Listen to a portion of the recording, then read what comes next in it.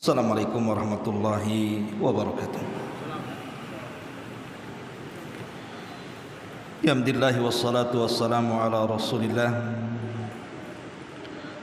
wa ala alihi wa sahbihi wa mawalah wa la hawla wa la quwwata illa billahi wa ba'du.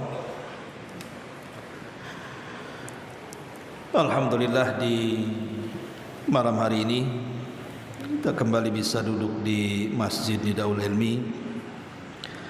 Salawat dan juga salam kita hadiahkan kepada Rasul kita Nabi besar Muhammad sallallahu alaihi wasallam. Pembahasan di malam hari ini kita akan membahas tentang 10 tanda bahwa pada diri kita ada penyakit hasad. Ma'asyiral muslimin yang dimuliakan Allah Subhanahu wa taala. Penyakit hasad ini adalah penyakit yang berbahaya. Makanya Allah Subhanahu wa taala memerintahkan kita berlindung dari hasad ini seperti kita berlindung dari setan. Dan itu Allah Subhanahu wa taala perintahkan dalam Al-Quran dalam suratul Falaq, Qul a'udhu birabbil falaq min syarri ma khalaq wa min syarri ghasiqin idha waqab wa min syarri naffathati fil 'uqad wa min syarri hasidin idha hasad. Di dalam ayat ini Allah Subhanahu wa taala merintahkan kita untuk berlindung kepada Allah dari hasad seperti kita berlindung kepada Allah dari setan. Karena di sini Allah mengatakan min syarri hasidin idza hasad. Kita berlindung kepada Rabb pemilik falak dari kejahatan pendengki apabila dia mulai memainkan hasadnya. Dan kita tahu bahwa penyakit ini adalah penyakit yang pertama muncul di langit. Dan penyakit ini pula penyakit yang pertama muncul di bumi. Adapun penyakit yang muncul pertama di langit, hasadnya iblis kepada Adam. Ketika Allah Subhanahu wa taala menciptakan Adam alaihi salatu wassalam, mulailah iblis hasad kepada Adam. Maka mengakibatkan hasadnya iblis kepada Adam berakhir dengan pengusiran iblis dari surga ke bumi. Adapun pertama kali hasad di bumi adalah hasadnya Qabil kepada Habil, yang mengakibatkan pembunuhan pertama terjadi di dunia. Qabil membunuh Habil. Dan hasad pula adalah penyakitnya musuh-musuh Islam, terutama orang-orang Yahudi. Mereka sangat hasad kepada kita kaum muslimin sejak zaman Nabi sallallahu alaihi wasallam. Bagaimana mereka hasadnya kepada Rasul dan para sahabat sehingga mengakibatkan permusuhan tidak berhenti sampai hari ini, bahkan sampai kiamat dibangkitkan. Jadi penyakit ini bukan penyakit biasa, karena bisa membatalkan banyak amalan dan menghancurkan banyak pahala. Sampai Rasul mengatakan, iyyakum wal hasada fa innal hasada ya'kulu al hasanat kama ta'kulun narul hatab. Hati-hati kalian jangan hasad, karena sesungguhnya hasad itu bisa memakan kebaikan-kebaikan kalian sebagaimana api mampu melahap kayu bakar dengan cepat. Dan Rasul juga mengatakan, la tahasadu wa la tanajasu. Janganlah kalian saling hasad ataupun jangan saling najas. Dan banyak lagi, saya tidak perlu menjelaskan tentang bahaya hasad ini, karena mungkin di antara kita sering mendengar pencerahan tentang bab ini. Tapi masalahnya adalah ada tanda-tanda di mana orang itu terkena hasad tapi dia menyangka dia tidak sedang hasad. Padahal hasad itu adalah seburuk-buruk manusia. Jadi orang yang hasad itu adalah orang yang paling buruk yang ada dalam dunia ini. Lah terkadang sifat-sifat ini kalau kita perhatikan boleh jadi ada pada diri kita, dan kita harus membuang jauh-jauh dan berlindung kepada Allah dari sifat-sifat ini. Apa saja ciri-ciri orang terkena hasad itu? Karena orang terkena hasad ini ada yang lebih bahaya dibandingkan hasad itu sendiri, itu masalahnya. Apa yang lebih bahaya dibandingkan hasad bagi orang yang terkena hasad? Munculnya penyakit ain, penyakit sihir yang keluar dari mata. Dan kebanyakan manusia meninggal itu selain karena takdir Allah Subhanahu wa taala, kebanyakan karena terkena ain. Baik, tidak memperpanjang waktu, 10 tanda orang terkena hasad. Pertama, orang yang terkena hasad itu yata'adzab qalbuhu, hatinya tersiksa. Idza ra'a ni'mata ala ghairi, kalau seandainya orang ini melihat nikmat Allah berikan kepada orang. Jadi kalau seandainya ada saudara kita diberikan nikmat oleh Allah Subhanahu wa taala, entah mungkin diberikan harta lebih, diberikan rumah bagus, kendaraan mewah, ditinggikan pangkat jabatan ataupun kepemimpinannya, dan begitu seterusnya dari nikmat-nikmat Allah yang lainnya, yang memandang dari saudara kita yang diberikan nikmat itu yata'adzab qalbu, hatinya tersiksa. Kalau kita memandang orang yang dapat nikmat hati kita tersiksa, berarti ingat kita sedang hasad. Karena ciri orang yang hasad seperti itu. Orang hasad itu dia berangan-angan nikmat yang Allah anugerahkan kepada orang lain hilang kalau bisa berpindah kepada dirinya. Makanya kalau dia mendapatkan orang lain mendapatkan nikmat, hatinya tersiksa, sakit, perih. Kenapa dia dapat, saya tidak? Kenapa dia kaya, saya tidak? Kenapa dia sukses, saya tidak? Akhirnya kemudian hatinya sakit hati. Ingat, ini ciri pertama. Kalau sakit hati melihat kenikmatan orang, fa'lam annaka hasid, ketahuilah anda memiliki penyakit hasad. Yang kedua, yubghid wa yakrah biduni sabab, tiba-tiba muncul kebencian, muncul amarah dan emosi tanpa ada sebab. Ketika Allah Subhanahu wa taala memberikan nikmat kepada saudara kita, padahal awalnya tenang-tenang saja, tidak ada masalah dengan dia. Ketika dia mendapatkan kabar entah tetangganya sukses, tetangganya naik jabatan, tetangganya dapat uang, dapat bisnis dan yang semacamnya, tidak ada sebab apapun tiba-tiba dia marah. Muncul emosinya, muncul kebenciannya. Kalau muncul kebencian karena melihat kenikmatan orang, ketahuilah anda sedang hasad. Ini yang kedua. Kemudian yang ketiga, yas'a bintishari syarri wa taswih. Yang ketiga, dia berusaha untuk menyebarkan keburukan dan menjatuhkan saudaranya dengan cara menjelek-jelekan, merendahkan, menghinakan, supaya manusia tahu.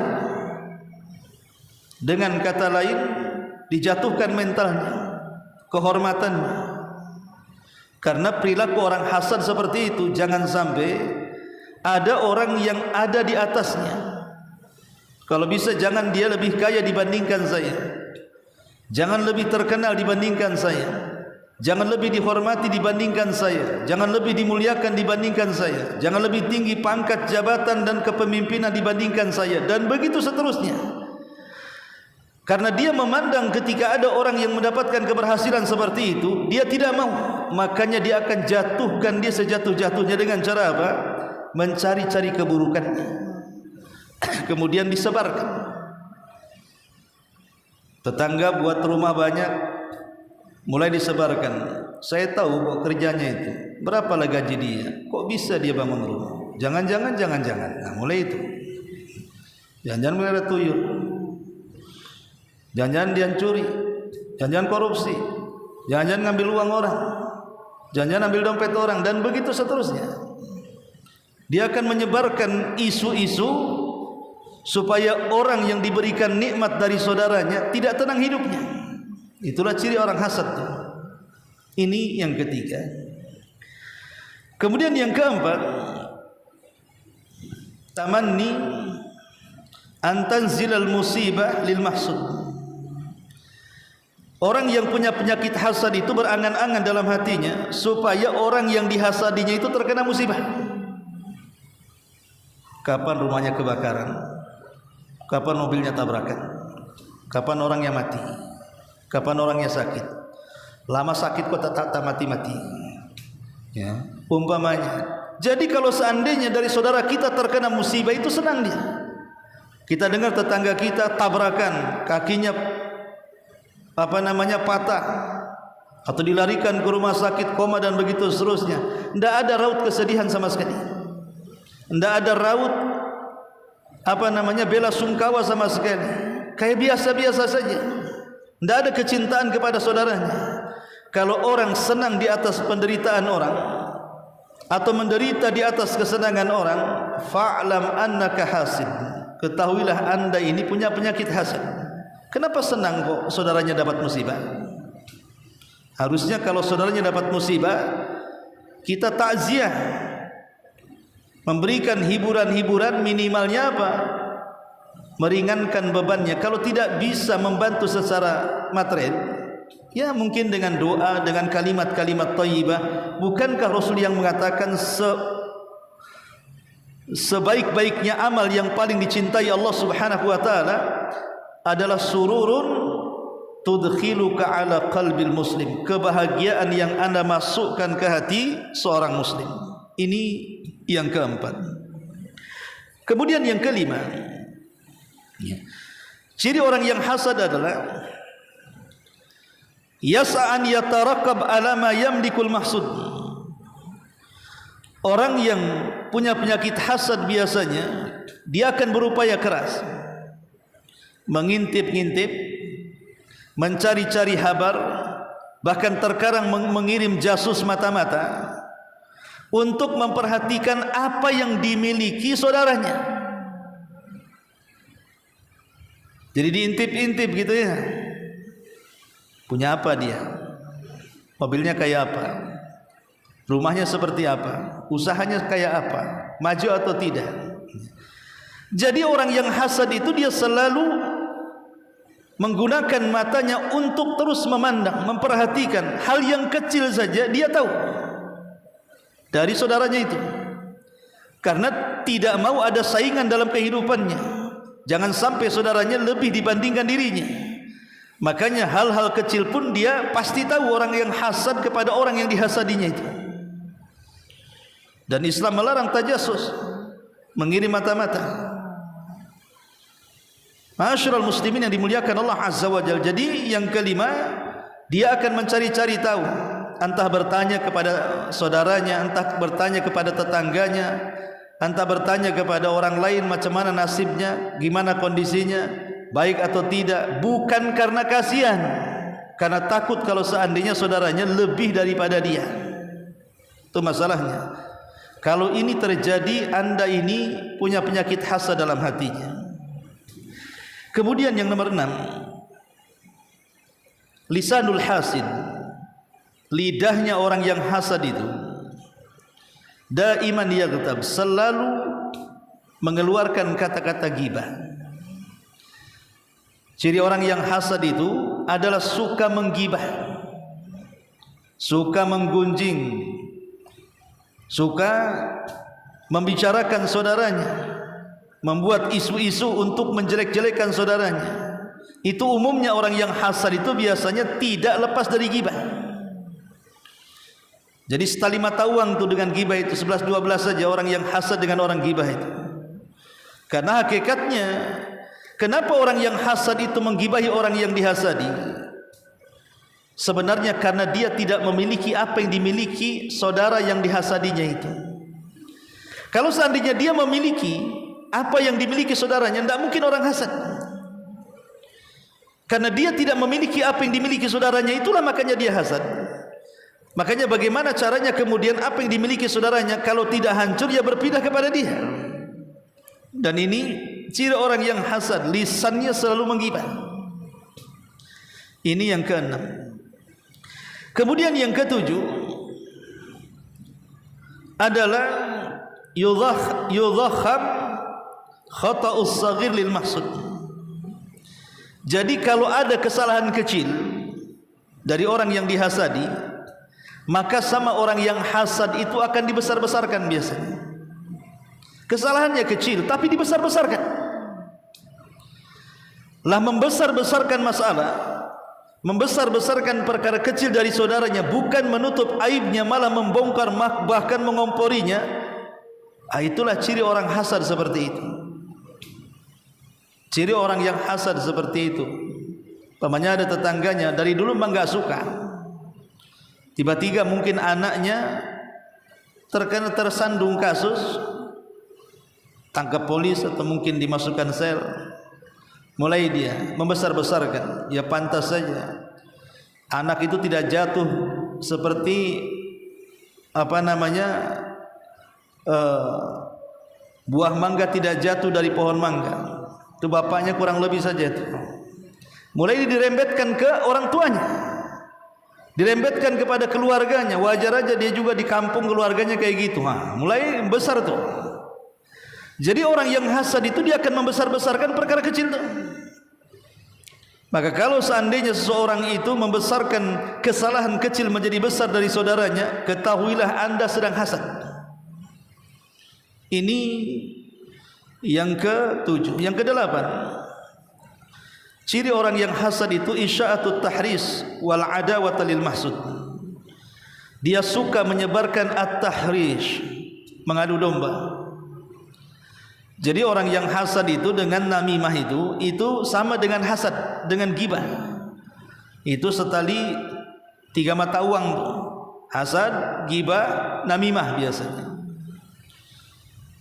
Orang hasad itu pasti akan namimah, diadu domba, dibuat permusuhan supaya orang yang dihasadi tidak tenang. Ini juga diantara cirinya. Kemudian yang ke-9, ikhfa'ul ma'rifati. Biasanya orang yang hasad kalau saudaranya punya kelebihan, dia akan menyembunyikan ke orang lain tentang kelebihan saudaranya. Namanya saudaranya punya skill dalam bekerja, punya kemampuan dalam bekerja, dia tidak mau orang lain tahu, nanti memakai dia. Supaya orang lain tidak tahu, dia sembunyikan kemampuan saudaranya tuh.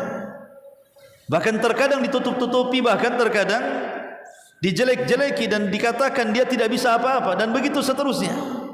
Maka menyembunyikan pengetahuan saudaranya sehingga akhirnya saudaranya tidak bisa bekerja, atau akhirnya dipecat, atau dibenci orang, dan begitu seterusnya. Maka Anda ini sedang melancarkan hasad. Dan yang terakhir, orang yang hasad itu suka mengkritik dan mengecilkan masalah orang lain.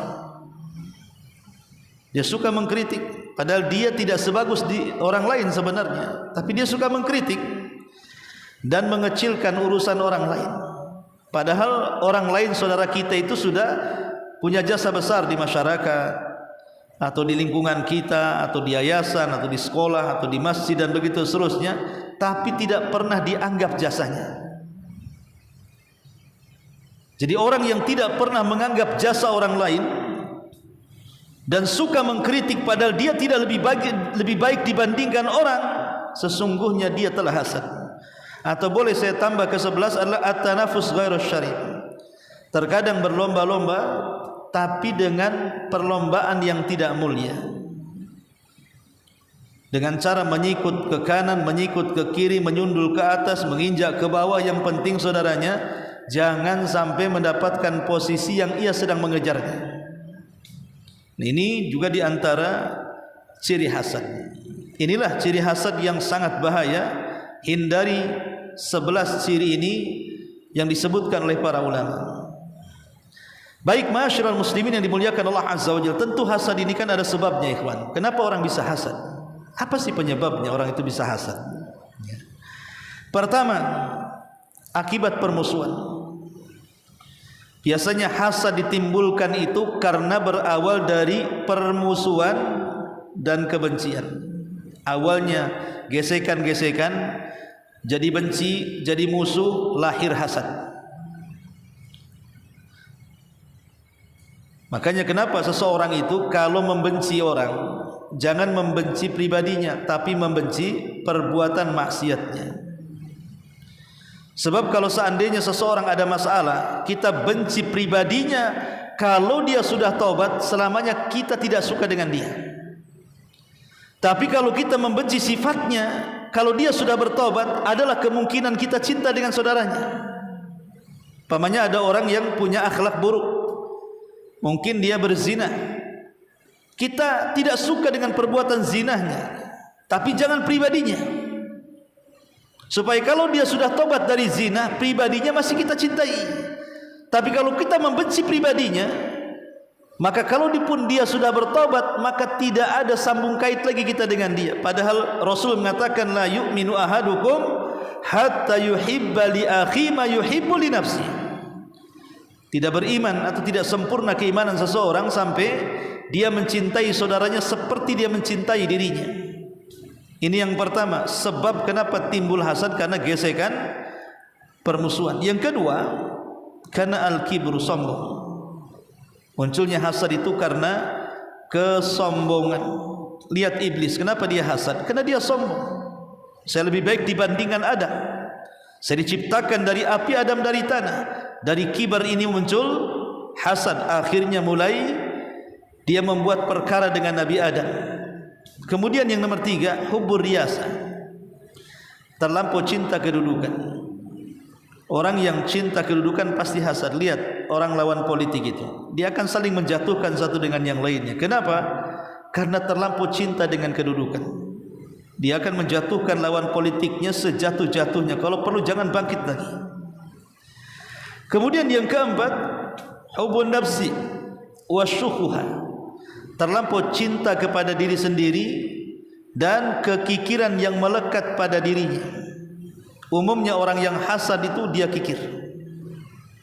Umumnya orang hasad itu dia kikir, pelit, medit, dan begitu seterusnya. Kemudian yang kelima, karena ujub, sama dengan kibar juga. Atau yang keenam, al-khawfu min fawatil maqasid, karena takut hilangnya maksud tujuan utama dia. Dia menghendaki sesuatu tapi tidak tercapai, orang lain pula tercapai. Hasad kepada orang yang tercapai tujuannya, padahal itu cita-citanya, tapi orang lain yang mendapatkannya, mulai dia hasad. Atau yang ketujuh, zuhuru fadilatil mahsud, tanpa adanya kemuliaan pada orang yang dihasadi. Entah tiba-tiba saudaranya rumahnya bagus, kendaraannya mewah, banyak uangnya, pekerjaannya bagus, mulai dia hasad. Atau yang kedelapan, bahwa ananiyatu wa hubbuz zat, terlampau mementingkan diri sendiri, tidak pernah memiliki iba kepada saudaranya, taunya hanya dia, keluarganya saja, enggak peduli tetangga. Atau karena at-tanafus ala dunya, berlomba-lomba mengejar dunia, disitulah kemudian muncul hasad. Ini antara sebab kenapa hasad itu muncul. Baik, lalu bagaimana caranya supaya kita bisa terhindar dari hasad? Yang pertama, supaya kita tidak menjadi orang yang hasad, kalau kita melihat kenikmatan yang Allah berikan kepada saudara kita, doakan. Pemain tetangga bisa bangun rumah bagus, bisa membeli kendaraan bagus, bisa beli tanah, punya usaha, gajinya bagus, punya anak-anak soleh dan soleha, pasangannya bagus-bagus, cantik, cakep dan begitu seterusnya. Kalau saudara kita diberikan nikmat, doakan dia. Apa doanya? Doakan keberkahan dengan cara, ya Allah, semoga engkau berkahi harta yang engkau anugerahkan kepada saudaraku, tapi ya Rabb, berikan juga kepadaku yang jauh lebih baik dari yang kau berikan kepada dia. Kan enak tuh kalau doanya kayak gitu. Ya. Ini yang pertama. Yang kedua, kalau kita membeli sesuatu, entah rumah, entah kendaraan, entah melahirkan anak-anak yang baik dan begitu seterusnya, atau barang-barang tertentu dalam rumah, kasur, kulkas, kompor atau apalah, apa yang kita beli, maka doakan apa yang kita miliki dengan keberkahan. Ya Allah, semoga kendaraan saya yang saya beli menjadi berkah, rumah yang saya beli menjadi berkah, kulkas yang saya beli menjadi berkah. Kenapa kita berdoa seperti itu? Untuk melawan hasad dengan lawannya. Melawan hasad dengan lawannya. Hasad itu definisinya menginginkan kenikmatan orang hilang. Sementara doa berkah itu menginginkan bagi orang yang berdoa supaya berkembang hartanya. Itu namanya melawan hasad dengan lawannya. Hasad menginginkan harta kita hilang. Kita berdoa minta berkah, menghendaki harta kita bertambah. Maka lawanlah hasad dengan lawannya. Dengan cara doakan setiap nikmat yang Allah anugerahkan kepada kita dengan doa keberkahan. Kemudian yang ketiga, kalau kita melihat sesuatu yang menakjubkan kepada kita, pamannya tetangga punya mobil bagus, mantap gitu kan, tetangga punya rumah bagus desainnya, tetangga punya tanah yang luas gitu, dan kita pun kepengen seperti itu, kita merasa takjub, maka berdoalah kepada Allah Subhanahu wa ta'ala dengan doa Masya Allahu la quwwata illa billah. Masya Allah la quwwata illa billah. Semua atas kehendak Allah, tidak ada daya dan kekuatan kecuali hanya milik Allah Subhanahu wa ta'ala. Kemudian yang keempat, perbanyak zikir, karena hasad itu dari setan, dan setan tidak suka dengan orang yang berzikir. Kemudian yang kelima, berimanlah dengan qada dan qadar, supaya hati kita tenang, tidak panas dengan kenikmatan yang Allah anugerahkan kepada orang. Toh dia kaya sudah ditakdirkan, saya miskin juga sudah ditakdirkan. Dia sehat ditakdirkan, saya sakit ditakdirkan. Dia kaya sudah ditakdirkan, ya saya pas-pasan sudah ditakdirkan. Kenapa mesti hasad? Bukankah Allah Subhanahu wa ta'ala sudah mentakdirkan kita 500 tahun sebelum Allah menciptakan langit dan bumi? Orang kalau yakin dengan takdir, dia tidak mungkin hasad. Orang kalau yakin dengan takdir Allah tidak mungkin hasad. Karena orang yang yakin dengan takdir Allah itu pasti dia akan qanaah, redha dengan semua pemberian Allah Subhanahu wa ta'ala. Kemudian yang keenam adalah at-tafakkur fi ayatillahi wa rahmati. Cobalah berfikir dengan tanda-tanda kuasa Allah dan rahmatnya, bahwa segala sesuatu ciptaannya dan pemberiannya semuanya adalah ibtila wal fitnah. Itu semua sebenarnya ujian Allah dan fitnah. Jangan memandang orang kaya enak kali dia kaya. Jangan memandang dia sehat enak kali dia sehat. Jangan memandang dia memiliki kenikmatan dunia enak sekali dia bergelimang dengan harta. Ingat, bergelimang dengan harta, rumah yang bagus, kendaraan mewah, pekerjaan bagus, itu semua ibtila, ujian dari Allah Subhanahu wa ta'ala. Karena belum tentu orang yang kaya lebih bahagia dibandingkan orang miskin, atau sebaliknya. Betapa banyak orang-orang kaya susah hidupnya, dan betapa senangnya orang-orang miskin bisa tertawa sepanjang masa. Belum tentu. Yang sering saya contohkan, terkadang antum nih orang kaya, banyak duitnya, dengan uang antum bisa membeli mungkin 10 kedai nasi padang. Kita bisa beli mungkin dengan uang kita 1 meja ini mungkin lauk pauk, semua kita bisa beli. Tapi belum tentu orang kaya bisa memakannya. Makan ini darah tinggi naik, barang ini kolesterol naik, ini gula darah, ini nggak jadi, untung ujung-ujungnya rebus kentang, nah dimakan semuanya. Padahal dia sanggup membeli lauk paukan, tapi satu pun tak dimakan. Sekali itu lauk pauk 1 meja, kasih tuh orang miskin, dijilat sepiring-piringnya. Kenapa coba? Orang miskin bisa makan padahal dia tidak bisa beli, orang kaya tak bisa makan padahal dia bisa beli. Karena orang miskin itu tidak pernah medical check up, itu masalahnya.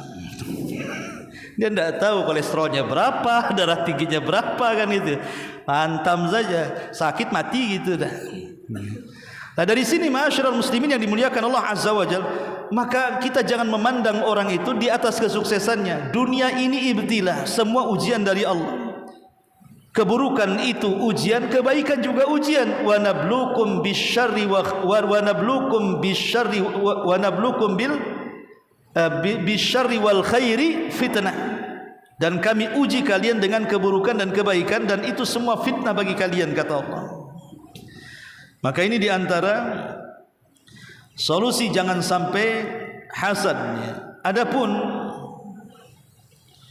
secara khusus supaya kita terhindar dari hasad orang yang terhindar dari hasadnya orang yang hasad, pertama isti'adzah, berlindung kepada Allah dari keburukan orang yang hasad kepada kita. Ingat, orang yang hasad itu punya mata sihir. Kalau kita punya mobil, kemudian tetangga hasad melihat mobil kita supaya dia hancur, terkadang bisa sampai hancur mobil kita itu. Mobil bagus akhirnya mogok-mogokan tuh. Jadi mata orang yang hasad itu menghancurkan apa yang disukai dia. Makanya kenapa kita disuruh untuk berlindung dari keburukan orang hasad. Sebenarnya semua orang punya hasad, saya, Anda, tidak ada manusia yang tidak selamat dari hasad. Cuman hasadnya orang yang baik disembunyikan, hasadnya orang jahat ditampakkan, itu masalahnya. Semua orang punya hasad, cuman bedanya yang satu ditampakkan, yang satu disembunyikan. Orang baik hasadnya disembunyikan. Siapa sih yang tidak ingin kayak tetangganya? Mamanya tetangganya punya mobil, siapa yang tidak ingin mobil kayak tetangganya yang bagus? Kita tidak punya mobil, tetangga punya mobil. Semua kita pingin punya mobil, itu kan hasad namanya. Tapi dia sembunyikan kalau orang baik, tidak mau ditampakkan. Tapi orang jahat ditampakkan tuh hasadnya. Jadi kita berlindung kepada hasad yang ditampakkan hasadnya. Dengan cara apa? Ya tadi, yang memiliki 10 sifat tadi yang disebutkan tuh, membahayakan orang. Kemudian yang kedua, as-sabru wa taqwallahi azza wa jalla, bersabar dan bertakwa kepada Allah. Bersabar dan bertakwa. Karena orang hasad ini terkadang apapun bisa dilakukan dia. Kalau perlu nyewa preman, nyewa preman, nyewa dukun, nyewa dukun. Dan kita terkadang tidak tahu mana satu yang hasad tetangga kita ini. Sebelah kanan kah, sebelah kiri kah, depan kah, belakang kah. Terkadang di depan kita senyum, hatinya pula penuh dengan hasad. Karena kita tidak tahu siapa satu orang hasad. Terkadang makanya kita hanya bisa bertakwa, meminta perlindungan Allah Subhanahu wa ta'ala. Kemudian yang ketiga, jagalah zikir-zikir yang dianjurkan Nabi, terutama zikir pagi petang dan zikir sebelum tidur dan ketika keluar rumah. Jaga 4 zikir ini: zikir pagi, zikir petang, zikir sebelum tidur, dan zikir ketika keluar rumah, supaya tidak terkena hasad orang yang hasad kepada kita. Kemudian yang keempat, baca ayat kursi, baca ayat muawwidhataini, qul a'udzu birabbin nas, a'udzu birabbil falaq, qul huwallah. Itu semua adalah surat-surat perlindungan supaya kita dilindungi dari hasad. Kemudian juga berlindunglah dengan kalimat-kalimat Allah yang sempurna, seperti membaca a'udzu bikalimatillahi tammati min syarri ma khalaq. Kemudian yang keenam, tutuplah sebisa mungkin kenikmatan, jangan suka pamer.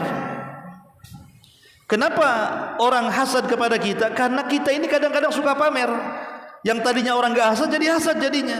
Tutupilah sebisa mungkin kenikmatan yang Allah anugerahkan kepada kita, supaya jangan ada orang hasad kepada kita.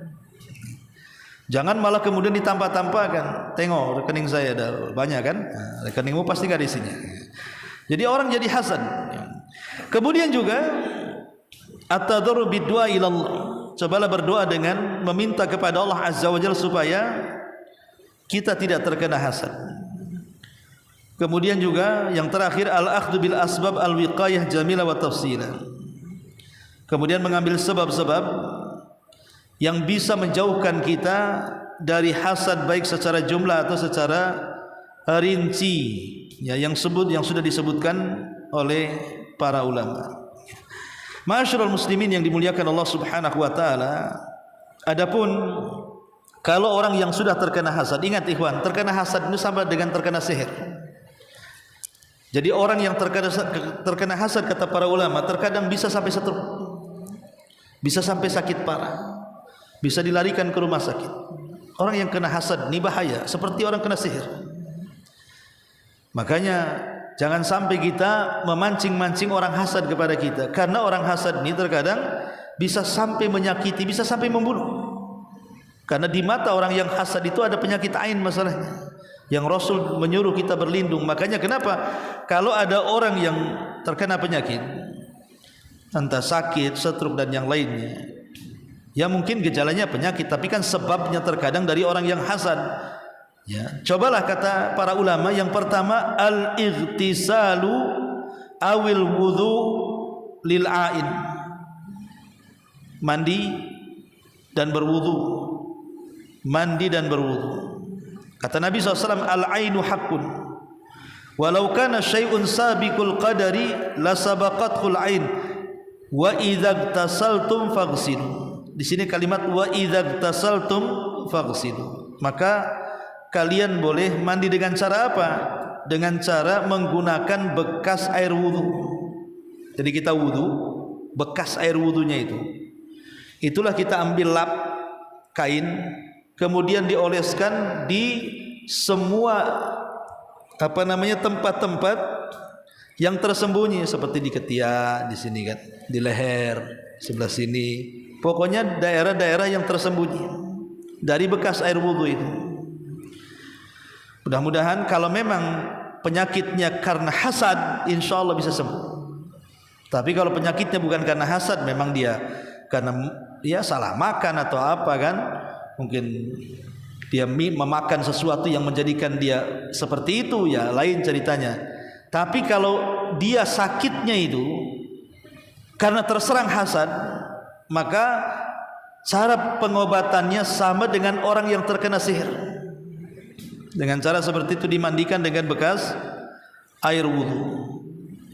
Kemudian bisa juga dengan cara diruqyah, ataupun dengan cara memakan kurma ajwa 7 butir di pagi hari dan 7 butir di sore hari. Dan jangan lupa meruqyah diri sendiri, itu afdal dan lebih baik. Wallahu a'lam. Ini diantara pembahasan tentang hasad. Baik, sampai di sini saja. Mudah-mudahan manfaatnya. Subhanallah bihamdika, asyhadu an la ilaha illa anta, astaghfiruka wa atubu ilaik. Allahu taala alam. Assalamualaikum warahmatullahi wabarakatuh.